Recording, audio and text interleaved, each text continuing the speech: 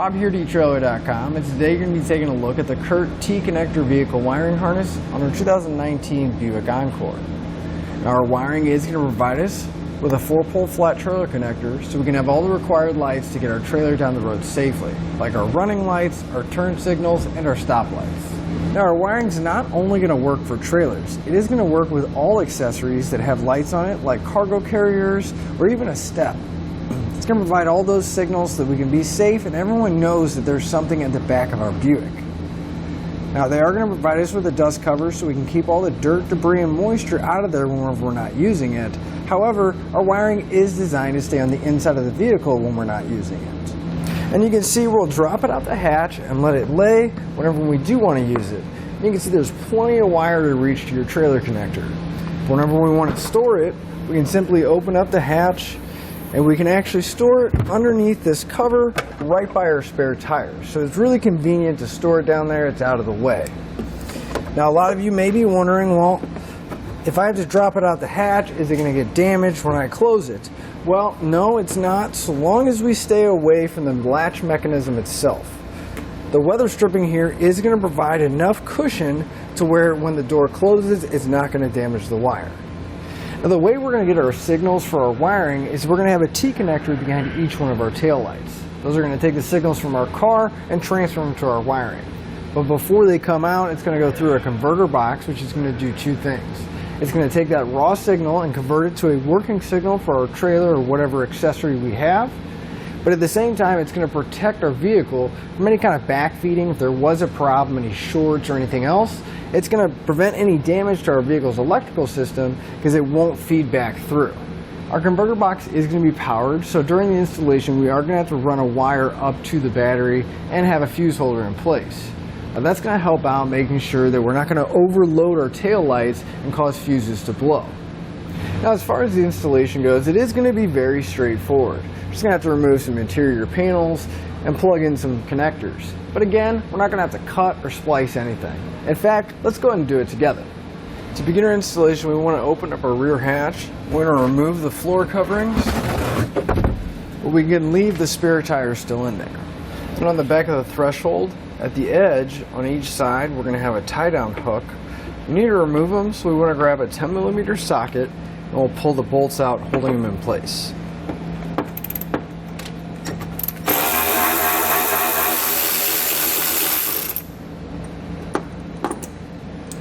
You should be able to grab the threshold panel and we're just going to lift straight up. And you want to work your way across the center until we can get all the clips loose. We'll pull it out and set it aside.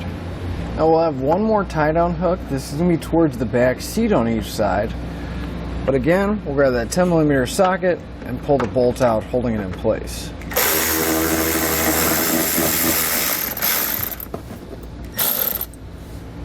The foam trays that are in the cargo area need to come out as well, but if we look towards the back of the opening, we'll have a plastic screw holding it in place. You're going to want to grab a T45 Torx bit. They shouldn't be that tight, but we don't want to do any damage to the plastic fastener, so we're just going to gently unscrew it so we can get it out. And once we have that removed, go ahead and grab the panel, and there is going to be some double-sided sticky tape that's kind of holding it into place in the back. Just want to work it loose, and once you have it worked loose, you're going to want to pull that panel out. But again, there is some of that tape that's holding it in place. You don't want to pull too hard. You want to work your way across, pulling it up evenly so it doesn't cause any damage to the foam. We're going to do the same thing over on the passenger side. Now the threshold and all the panels removed out of the bottom of our cargo area, we need to get access to behind the side panels. So you're going to want to use a plastic trim panel tool. It may help if you just pull the weather stripping away just a little bit. Start releasing the clips. Now if we come back here, right behind our taillight, we're going to have a connector.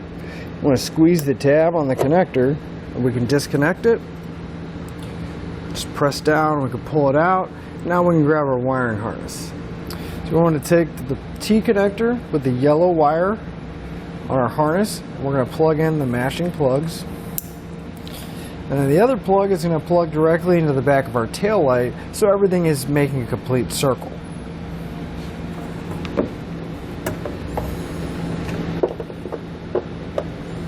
Now we're going to take the T connector with the green wire on it. We're going to run it along the threshold over to the passenger side and connect it the same way. Now we're going to have two more wires coming off of our converter box. One of them is going to be a white wire with a ring terminal on it. This is going to be our ground wire. Now we have a few different options of how we can ground our system out. We have plenty of room to put a self-tapping screw in that comes with our kit. However, if we look inside, we have a lot of studs that are open, and that would be a really nice spot to put our ring terminal. We won't have to put any additional holes, and we know it'll reach. So I'm going to slide my ring terminal over that stud, and then I'm going to use an M6 flange nut. Now this does not come in your kit, but it will make it a lot easier if you pick one of these up. And that'll thread directly onto that stud right there. And again, we won't have to drill any holes. We won't have to find anything to mount our ground to. It's right there, really easy for us to access. And once we have it in place, I'm just going to grab a 10mm socket and tighten up the nut and make sure that ring terminal doesn't move around.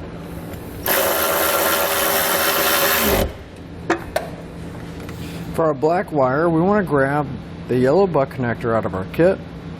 We'll slide it over the end of our wire. You want to make sure you have enough stripped wire there. If not, we'll just strip a little bit back.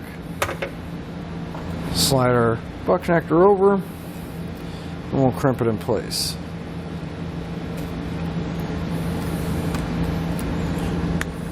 Now this wire is going to need to go all the way to the battery. Now clearly this isn't enough, but that's why they provide us with a length of 12 gauge wire so we can run it to the battery. So we're just going to find one end,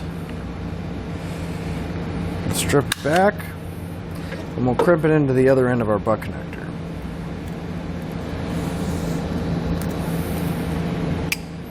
Now before I start routing this, what I like to do is I like to mount my converter box, because that way I know how much slack and how much wire I'm actually going to need. In your kit, they are going to give you some double-sided foam tape. So I'm going to go ahead and remove the backing off one side. I'm going to stick it directly to my converter box.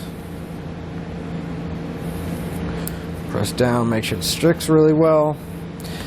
Then I'm going to remove the backing off the other side. And I'm actually going to tuck my box on the inside here to somewhere flat behind this panel. That way I know it's out of the way, but it's still close to all my connections. And just go kind of low on the body here. Nice flat section right behind the bumper. That's a good idea to take your wires and make sure they come through the center or underneath that side panel. You don't necessarily have to put everything back, clip it all back in, but you want to make sure that the box and everything else is going to fit behind there. Now for our black wire, like I mentioned, we are going to have to get it to the battery.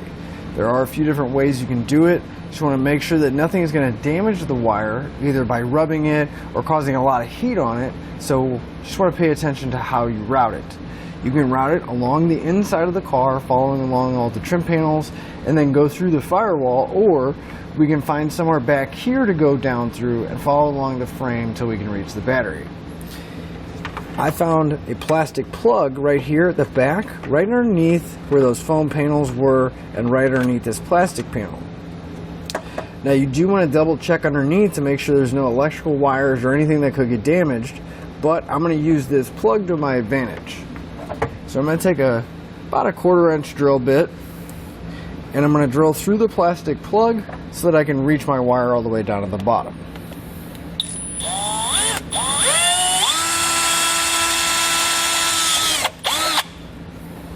Once you have your hole drilled, we'll just find the end of our wire and start feeding it down. So here's where my wire came out. Now I will mention you do want to feed a good amount through, because it probably is going to get stuck in the frame, but the more you feed through, the easier it's going to be able to see and reach. So we're going to go ahead and run this up to the battery, but again, you want to stay away from any moving parts that may damage the wire or any extreme heat sources that may burn it. So I'll go ahead and route it up there, and I'll show you how I did it. So I started routing my wire along the brake line, zip tying it in place, went around my fuel tank and the evap canister, and I went underneath this plastic cover here. And then once I got to the other side, I actually ran it through the frame, just using the holes as an access hole to reach through and feed it along. Once I got to the end of the frame, zip tied it to this support. Then I went up top to the engine bay and dropped an airline tube down. That way I could attach it to my wire and pull it up through. Then we'll grab our airline tube, and we'll pull our wire up. You just want to pull all the slack up. It's not a bad idea to check underneath, make sure a wad didn't get stuck under there. I went ahead and zip tied my wire to some existing wiring up here to make sure it's not going to fall back down and there's no slack. We don't need all this excess wire, so I'm going to go ahead and cut it about where the positive post on the battery is. Before we attach it though, I'm going to strip back a section of wire.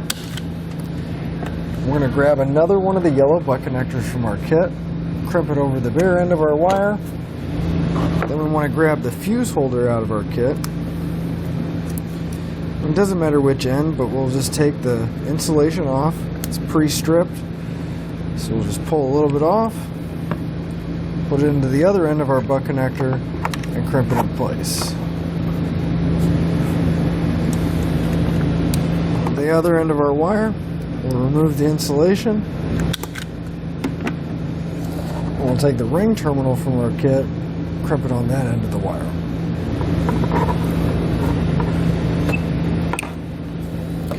And we can open up the cover to our battery, and we're going to have a post right here. It'll be a good spot that we can attach everything to. So you're going to grab yourself a 12mm socket.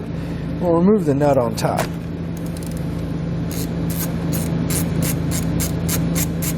We'll just slide our ring terminal over the top of it. Make sure you have enough room. It's not going to interfere with anything. And then we'll replace the nut.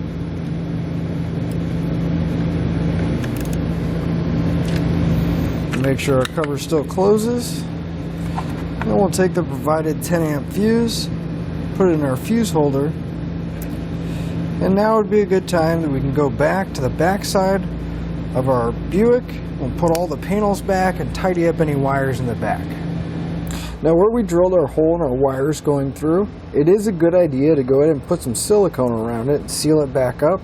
That way we don't have any fumes or anything else leaking to the inside of our car.